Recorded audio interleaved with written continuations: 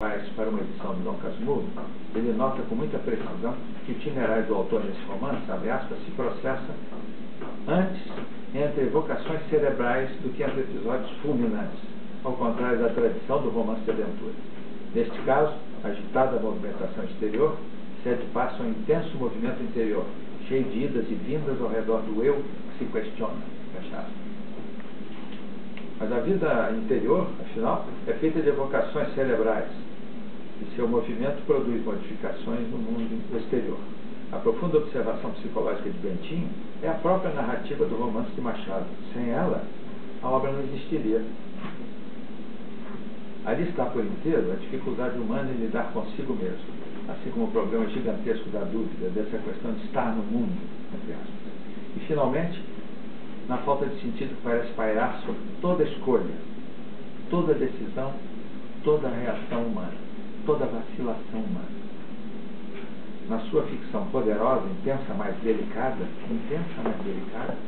Machado expõe com espantosa minúcia os muitos tons da perplexidade humana em face da própria existência. E faz isso com a dedicação de um pai que quer ensinar as primeiras letras a um filho pequeno. A dúvida sobre a infidelidade de Capitu passa a segundo plano como se faz a leitura apropriada do livro. Basta lembrar o que disse o escritor e crítico Oliveira Lima na oração fúnebre que dedicou a Machado, falando sobre o túmulo do escritor. Abre aspas, ele moderava o vigor do que escrevia com artifício, com atrativo também. Visto primar ele envolver tudo com a túnica sedosa de sua filosofia discreta e o recobrir com um manto de corte elegante seu estilo límpido e impecável. Isso explica alguma coisa do Dom Casmurro, mas não diz tudo do livro.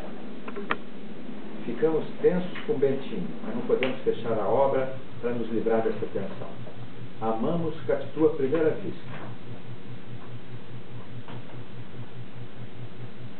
mas desconfiamos dela já no primeiro namoro, já no começo do namoro, porque desde o início ela é perfeita demais para ser verdadeira. Por outro lado, uma vez que sempre sonhamos com a perfeição naqueles que amamos, contamos com essa perfeição na pessoa amada. Difícil saber se Machado desejou isso ou se planejou esse efeito, mas é inegável que todos que leram seu livro encontraram nele uma mulher inesquecível. Uma mulher inesquecível que só por ser o que é, torna-se uma presença indispensável. Como alguém apenas sonhado, alguém que nos escapou por um capricho do destino. A personagem Capitu é de uma riqueza de detalhes, de percepção em Machado de Assis. É comovente, é tocante a gente descobrir pequenos detalhes. Ele mostra uma pessoa viva, não é uma pessoa inventada por ele, não. Uma pessoa real está ali. Ele mostra já as reações dela, a maneira como ela se comportava, os pequenos detalhes. Era uma pessoa que hoje a gente chamaria de interesseira. Ela não fazia nada de graça, ela fazia visando alguma coisa no futuro e muito viva, muito penetrante, sabendo administrar a vida dela muito bem. Bentinho não, Bentinho era o contrário, era um vacilante, era uma pessoa criada com mimo em casa, não tinha muita certeza de tudo. Ele tinha a timidez do Machado e mais um bocado de indecisão que Machado não tinha. Machado cria nesse seu livro um efeito raro, inventando um narrador que se suspeita traído e afinal ele molda um leitor que não consegue decidir se o personagem está mentindo ou não. Mas o detalhamento de cada situação e de cada personagem faz esquecer a dúvida central. É como se um detalhe da escultura perfeita de Michelangelo nos levasse para longe da paixão de Cristo, tema básico da inspiração. Assim, o ponto de flexão de Dom Casmurro seria o desencontro dos personagens, uma passagem comum na história da humanidade. Para Wilson Martins, outra vez, talvez o mais minucioso crítico literário brasileiro do nosso tempo e provavelmente o grande investigador das nossas letras, a traição de Capitu é um dado no roteiro da obra. Em abono disso, Martins cita Waldo Frank, uma figura muito curiosa, crítico americano de notável percepção psicológica, desaparecido em 1967. Quando ele diz, ao apresentar a tradução de Dom Casmurro feita por Ellen Calder, o Waldo Frank fez uma apresentação, abre aspas. A resposta de Machado é que ele não tem resposta para a dúvida colocada no livro. E ele cita em inglês: Ambiguity is the book's texture and the life vision, diz Frank. Ambiguidade é a matéria de que é feita ali. Uma frase quase shakespeariana. Ambiguidade no nosso cotidiano, cada ser humano buscando uma relação e seu Eldorado, que é diferente do Shangri-La, buscado pelo outro. Bentinho sempre sentiu sempre que não era um homem adequado para Capitu, e no fundo temia que Escobar o fosse. Desde o início, quando ele apresentou Escobar a Capitu, ele sentiu que ele era mais adequado, ele fazia mais parte da tribo dela do que ele.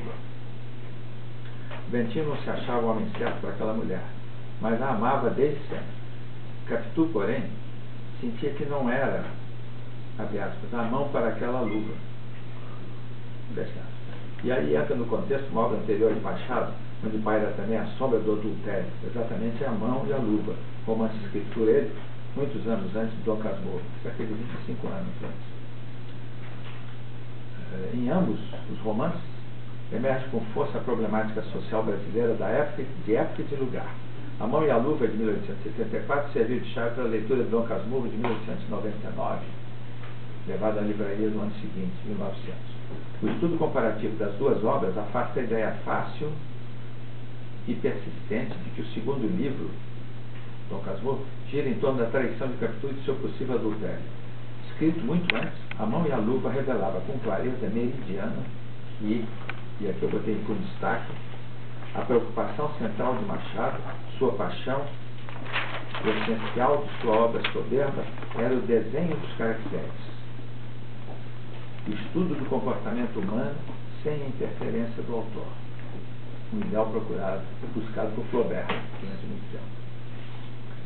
Em A Mão e a Luva, vê-se desde logo a vertente psicológica do autor, quando fica claro que a questão da culpa é irrelevante e meramente opinativa, devendo ser deixada de lado, porque não há nada a apurar, já que o romance é uma obra fechada, feita pelo autor, é o que ele quiser, não é investigar, não é um caso de polícia que pode ser investigado.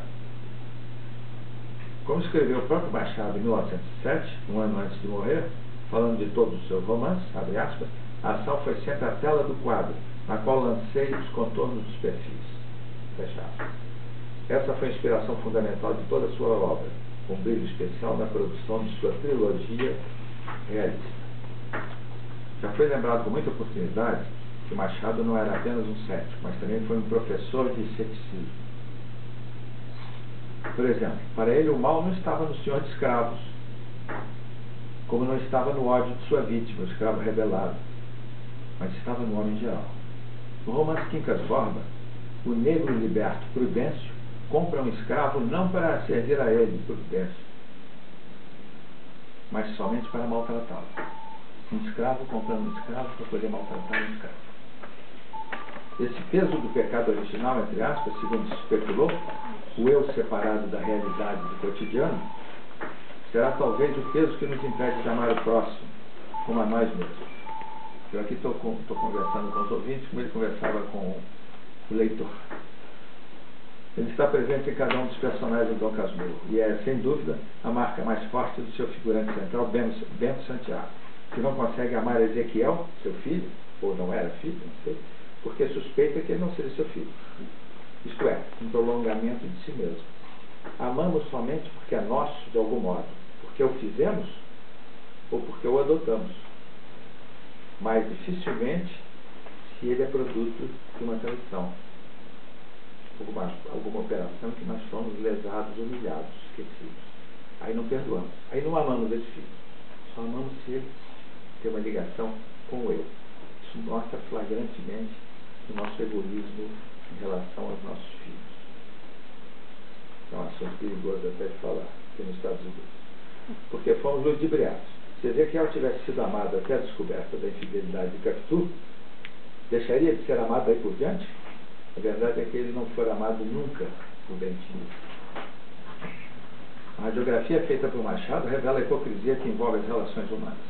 Seu ceticismo aí tem muito de realismo. A sua é uma denúncia contra a própria humanidade. Bentinho é o homem comum, o cidadão de todas as épocas, o pecador de todos os tempos que Deus condena e expulsa do paraíso. Ele é todos nós, ou quase todos nós, pais e mães, irmãos, maridos e mulheres. Sacha, mulher de Escobar, esse mesmo que teria sido amante de Capitu, ao menos na imaginação de Bentinho, Sacha sentiu uma atração vaga e teimosa por Bentinho, e essa se revelou na noite anterior ao afogamento do marido, porque Escobar morreu nadando na Praia do Flamengo um dia de ressaca. Naquela noite anterior à morte dele, houve uma recepção na casa deles, estavam todos reunidos, os casais ali, e Sacha se imaginava com uma luva certa para a mão de Bento, e parecia perceber no casal a inadequação de Capitu. A Sacha, que era casada com Escobar ainda estava vivo por poucas horas, a Sacha imaginava, sentia que a Capitu não era a pessoa certa para o Bentinho, dada uma certa frieza dela, um certo pragmatismo dela, visando sempre um resultado. Liberto de qualquer hipocrisia ou formalismo, Machado expõe com a modéstia e a graça habituais, mas também com inseparável dose de ceticismo, a sua biotipologia, estudo de pessoas pelo tipo de corpo, pela estrutura do corpo, uma velha coisa. Então, abre aspas, Guiomar, Gamão e a luva, e Capitu são aves de rapina, diz ele. São animais de presa e grandes carnívoros.